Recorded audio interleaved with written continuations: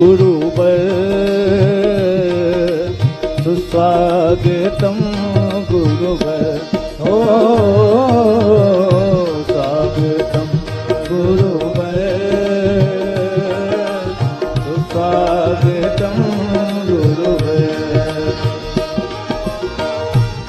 स्वागतम सुस्वागतम शरणागतम गुरुवर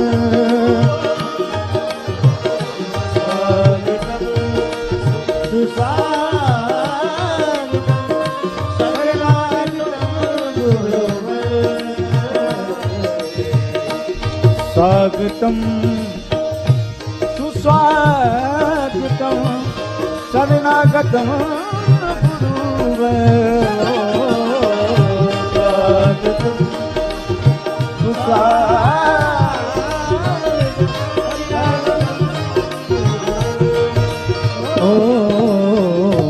स्वागतम गुरुवर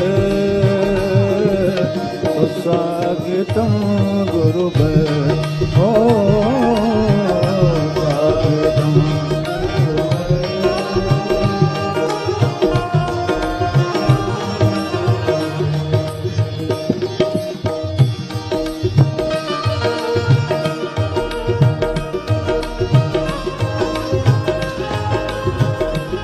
साधु जी थोड़ा जोर से तो बोलो।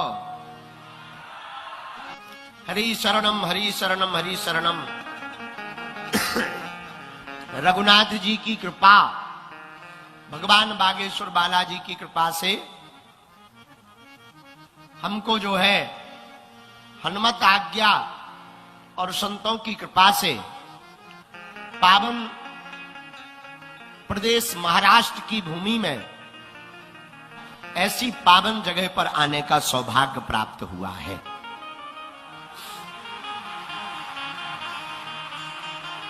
पहले तो कथा यहां से 15 किलोमीटर दूर होनी थी, अचानक जगह बदली गई।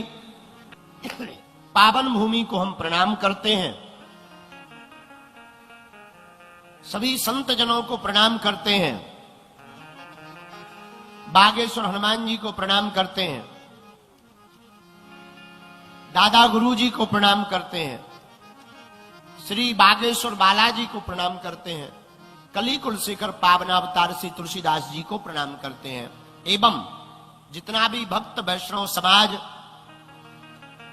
वैष्णव परंपरा का निर्वाहन करने वाले श्रोता जो पंडाल में है, कुछ अगल बगल में खड़े हैं, कुछ लोग नजदीक के चक्कर में खड़े हैं, कुछ लोग भीतर आगे आने के लिए लड़े हैं,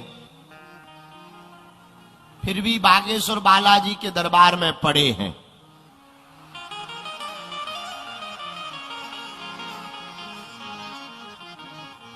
ऐसे सभी वैष्णव जनों को भी हम प्रणाम करते हैं। इस कथा के मुख्य यजमान जिनका संकल्प था कि श्रेष्ठ तम ग्रंथ श्री रामचरितमानस की राम कथा होवे,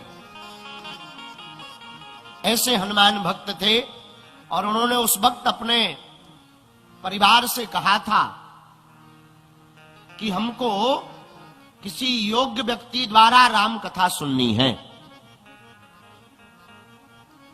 अब उनका शरीर तो नहीं है, लेकिन मुख्य यजमान के रूप में तो वही रहेंगे। उनका पूरा परिवार, हमारा प्रिय लाडला और बालाजी के विशेष कृपा पात्र रंजन जी भी, वो भी अपनी सापत्नीक सहित यहाँ विराजमान है।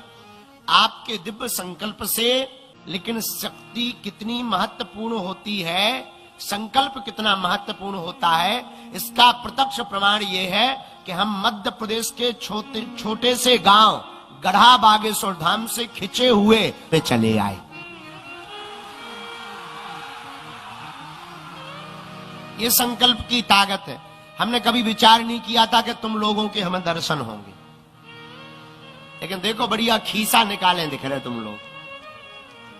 सभी माताएं बैठी, वैष्णव बैठे हैं, श्री विट्ठलनाथ भगवान के कुछ उपासक बैठे हैं, पंडरीनाथ भगवान के उपासक बैठे हैं, संत नामदेव जी की परंपरा के उपासक बैठे हैं, वारकरी संप्रदाय के उपासक भी यहां विराजमान हैं। और एक और यहाँ के प्रसिद्ध संत जो जिन्होंने भगवती चंडी को प्रकट किया था, है नारायण स्वामी जी, उनका भी बड़ी अद्भुत परंपरा है, अद्भुत आचार्य हुए। 4 रूपों 4 कुंडों से हवन करके उन्होंने भगवती को प्रकट किया था। तो सभी संप्रदायों के अनुयायी, आचार्यों के अनुयायी आप लोग विराजमान हैं। 5 दिन की राम कथा यहां होनी है। जन्म से जनकपुर, मतलब भगवान के प्रकट से लेकर विवाह तक की कथा सुनाई जाएगी। आप सबको हम एक चौपाई के साथ प्रणाम करते हैं। सिया राम मैं सब जग जानी, भैया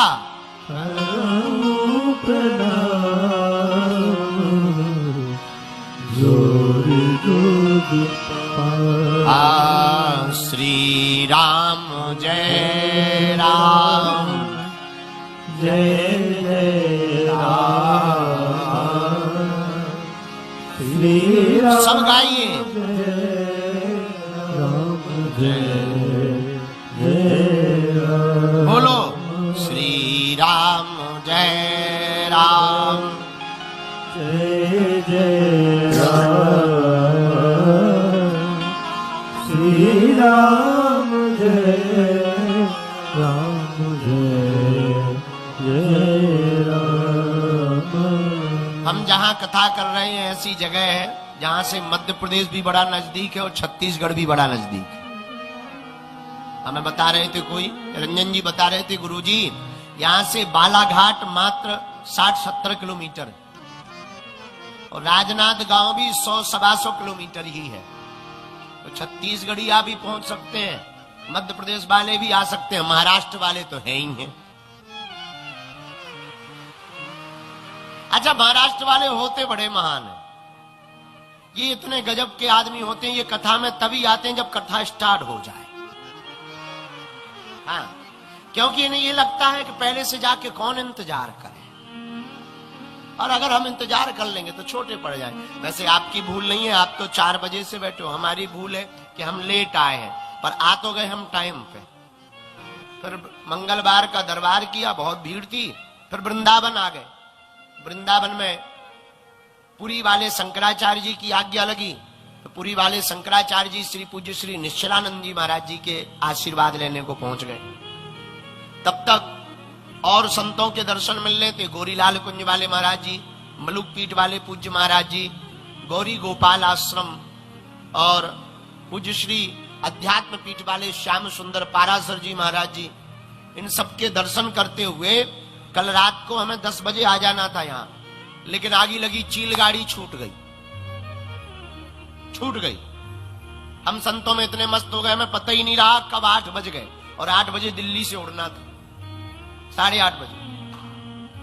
फिर सुबह 4 बजे की जब ली, तब जाके 8 बजे यहां ठिकाने लगे, और एकदम श्रमित थे, बहुत ज्यादा श्रम हो गया था और खूब ज्यादा थकावट हो गई थी। ऐसे सोए कि हम अभी शाम को 4 बजे उठे।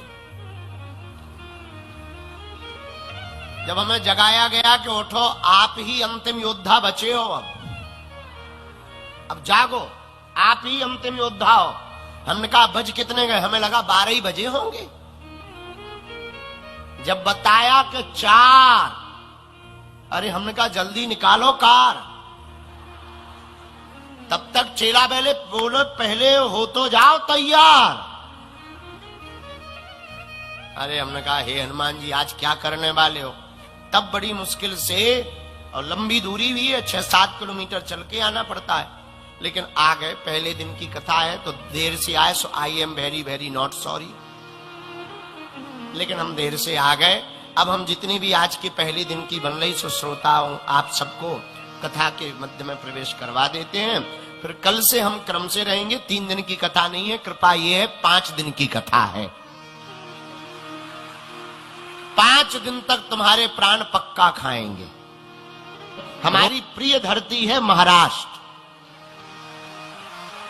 इसलिए प्रिय है क्योंकि एक ऐसा ये प्रदेश है जहां नामदेव जी जैसे महापुरुषों ने विट्ठलनाथ भगवान का कीर्तन करके यहाँ के प्रत्येक महाराष्ट्रियन को वैष्णव भक्त बना दिया है। बोलो सीताराम, जोर से बोलो। तो हम लोग राम कथा सुनाएंगे, हम लोग राम कथा सुनेंगे, बड़े भाव पूर्वक सुनेंगे, जो गुरु कृपा होगी। अरे राम कथा क्यों सुनेंगे?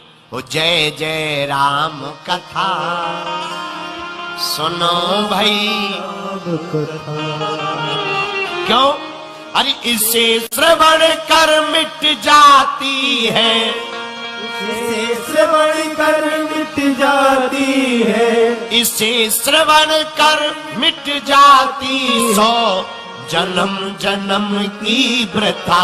हो जय जय राम कथा सुनो भाई राम कथा। हो जय जय राम कथा, दोनों हाथ उठाकर सुनो, सुनो भाई राम कथा। हाँ कि जय जय राम कथा सुनो भाई राम कथा। हो जय जय राम कथा, सुनो भाई राम कथा। इसे श्रवण कर मिट जाती है, इसे श्रवण कर मिट जाती है, सौ जन्म जन्म की व्यथा।